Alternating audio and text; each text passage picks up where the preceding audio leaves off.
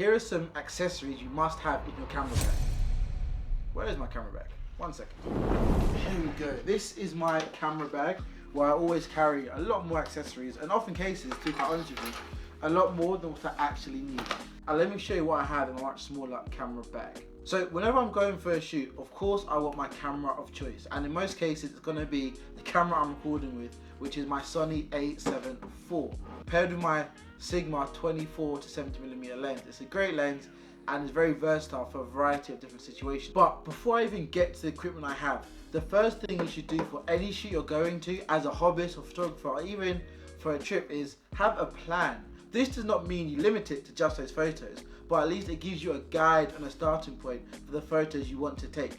And if you have a client or a customer you're working with, it's very important that you work with them beforehand to identify exactly what photos they're looking for. So sometimes I have a simple list of shots I want to take on my phone. This is not a limiter saying I can only shoot this, but almost like a reference point and a guide, so that when I go to the shoot, it saves me a lot of time, because there's nothing worse than going to a shoot and almost spending time thinking about what to shoot. So before any shoot, always make sure you have a plan.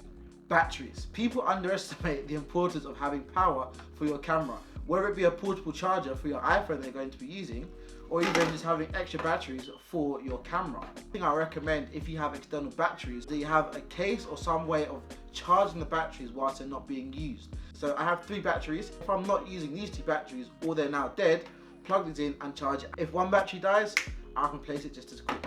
This is an ND filter. Purpose of an ND filter is to reduce the amount of exposure on a video or picture. Rather than it being really bright and hard to tell the details, this will act almost like sunglasses, right? And reduce the amount of light that's being captured into the photo. And the reason why it's so important is because if you want to take a photo during the day and want to have a low f-stop or low aperture, meaning our background is really blurry, we're going to be letting in a lot more light.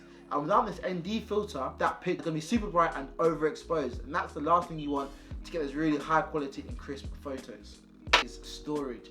You always want to make sure you have SD cards available and ready to go. If you're like me sometimes, if you forget to offload your SD card, there's nothing worse than going to a shoot with a fully loaded SD card and not knowing if you have a backup. Trust me, you don't want to be in that situation.